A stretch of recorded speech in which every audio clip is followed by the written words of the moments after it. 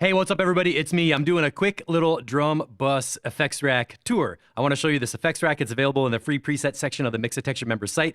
And strategy number 2, I want to just make triple sure that my stream is consistent for track feedback today. So if you're getting ready for track feedback, today's Wednesday. This is not the track feedback show. This is just a little preview, and I'm doing an effects rack lesson to make sure that my rig is working. So let me go over into screen share, and I'm looking at live, and I'm waiting for my monitor screen to pop up. So here we have a session with an effects rack on it. We're looking at the DrumBus right there. Let me just make sure my live is coming up.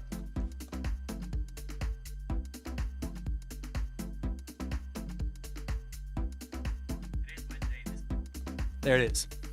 All right, so what are we doing? This is something I made for a stereo drums group. And there you can see on track 22, all my drums are coming in.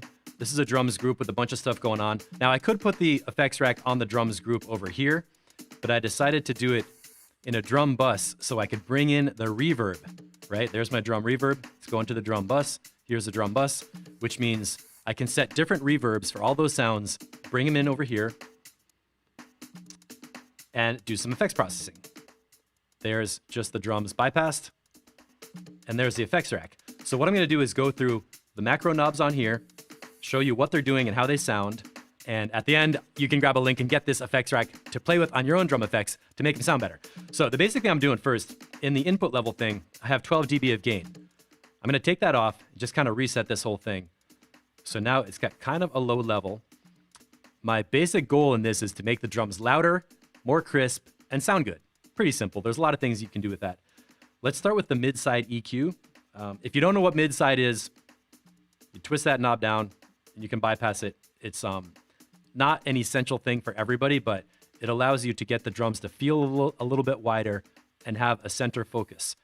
There's one curve for the midsection, which is intended to bring up the center, like snare drum sounds that are in the center, and a different curve for the sides, which are more like where the cymbals are and the high frequencies. So there's a simple knob where you can A/B compare your mid-side EQ settings, get those coming in.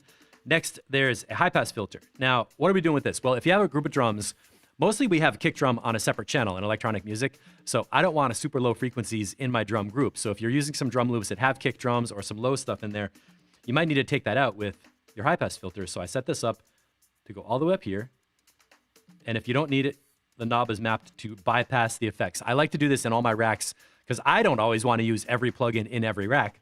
So let me just look over here. Come on. Pop up. So if I don't want to use that plugin, I want to have the control knob map to just bypass it. And the bottom of the range is around 125 hertz or something, which is low enough to get the low end of a drum loop, but you don't have to hear the kick drum. And I put some resonance on there, so if you want to use this to go towards making a transition or build up, you can do a little bit of that. So let's leave that on. Now, I want these drums louder, so I'm going to add some gain with, you can see the drive knob, which pops up. You don't always see that, but what you do is set your auto filter to one of the vintage models, vintage circuit models. Let's go on S&P. And the drive knob pops up. It's mapped to a macro knob, so you can easily add some level. And if you go all the way up, it starts to get a little distorted and crunchy with an analog circuit saturation, which is kind of fun. So let's set this up around 12, nice and loud. Bring in some beats to have a reference point.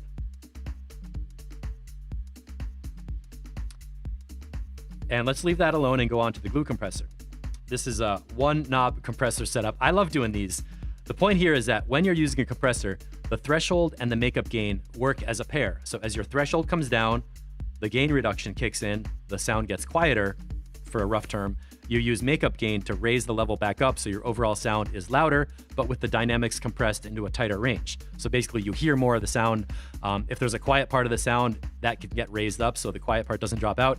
Or if you have some super loud spikes of volume, those can get reduced so the overall sound is more listenable. With vocal speech, compressors are like, make sure you can understand every word so it's intelligible. And with drum kits and stuff, you want to get all those details of like the subtle micro rhythms and the reverb without having your ears just blasted from one snare drum. Rough overview of what compression's all about. And I like putting a one knob compressor together, especially with glue compressor, because you can just crank it down and get as much as you want. fader. So you can see when the threshold's all the way down, we're hitting like 15 dB of compression, adding 12 dB of makeup gain. Might need a little more level. And I don't want to squish the drums that hard. So let's get...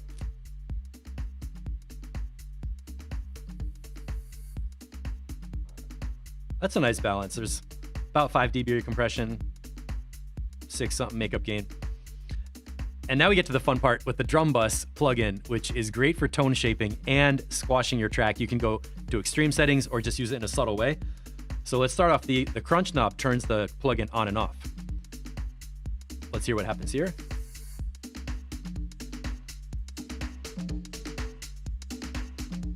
You can hear that easily goes too far. So let's just crank it up a little bit. The dampening lets you take off the high frequencies. And then what's really fun is the transient knob. Check out what this does.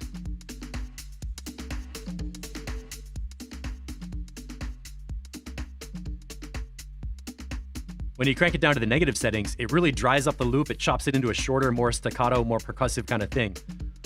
So let me bring in the instruments channel and I'll show you how to use these effects controls together to make some transitions and buildups. This is the kind of rack where you don't really have to, you can use it as a performance tool. It's not just like dial it in and leave it there. Maybe the EQ, you leave it there, but the filters are really fun to play with. So first we're gonna do a high pass filter sweep. There is a cymbal crash. I'll wait for the loop to come around. And when we hear that reverse crash,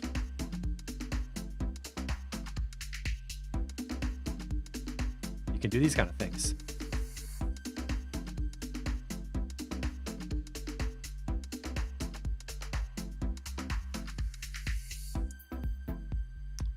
And you can even take it into a breakdown section by just filtering the drums completely out. And with the high pass filter, as you cut the lows, it feels like the drums are going up in the air, which is super fun. Let's bring it back down again.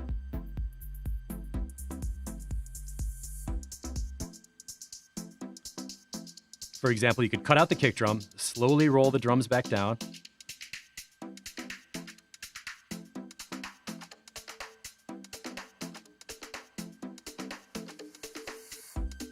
And then when that reverse crash comes back around after 8 bars, you kick the kick drum back in.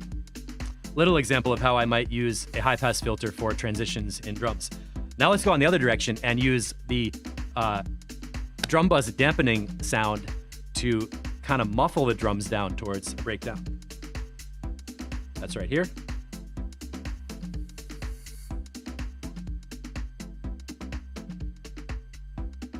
You roll off the top end, the drums kind of get quieter and sort of down, but they're still there in the mix. And I'm moving the transients knob to get them kind of short and choppier. And now we'll open it back up.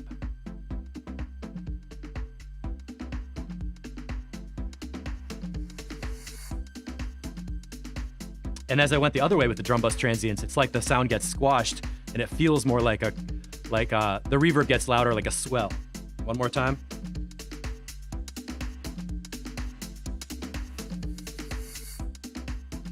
So there you go. That's a quick example of how I use the DrumBus plugin with this effects rack to create events in the sound. You know, in the song, there are places where you need stuff to change, to have transitions, to have moments where you're calling attention to a section to change into a dropout or a breakdown, or from the end of a breakdown to come back into the main drop. There are all kinds of things you can do with filters. Filters are your friend. Filters sound best when they're moving. By the way, I'm not watching comments on this one. I'm just doing the stream. So if you're commenting, thank you, but I'm not looking at it right now in the chat. And you can get this effects rack free from the Mixotexture members site right now. So let me go and type in courses.mixotexture.com and just show you what that looks like. This is the site, courses.mixotexture.com. Really cool interactive member site where you can preview stuff. There are teaser modules for free that you can look at to see what's in there before you sign up. And this effects rack is in the free preset section. So you can click sign up here, enter your email address and your name, no credit card required. You get instant access to just come inside and download these effects racks. And for a quick little view, there are bass instruments like sub, mono, cool arpeggiator basses, all kinds of stuff like that. Synth instruments like pads and leads, all mapped with macro knobs that control the sound and give you fun stuff to play with where you don't have to know a lot about sound design. You don't have to know a lot about audio engineering. If you just tweak the macro knobs, you'll get good sound. We got some drum racks. There's not a ton of those. These are bigger downloads because they have audio files in them, but they're fun and the racks do stuff. It's not just a bunch of beats it's kind of like a lesson in how to make cool sounds. The effects racks are some of my favorite. These are things you can drop on your aux return tracks, like delays, with filters that are moving, flangers, reverbs, that are simple tools, but when you combine them in new ways with precise macro controls, you can create effects in the track. And that's what it's all about, is making your track sound alive and sound dynamic and have stuff going on. So it's not just some sound that's sitting there. And then mix tools is a big fat juicy section with channel strips, vocal de-essers, master channel effects racks. There's a whole production template for my audio and MIDI channels, and the group effects racks, like the DrumBus that we saw in this little video. So go to the free preset section, Ableton Instruments and Effects, click the green button to sign up, and you get free access to download all these effects racks. And then after that, all you have to do is use them in a track and tag me when you do so I can hear what you did with it. I want to hear your creativity and hear what kind of ideas you're coming up with.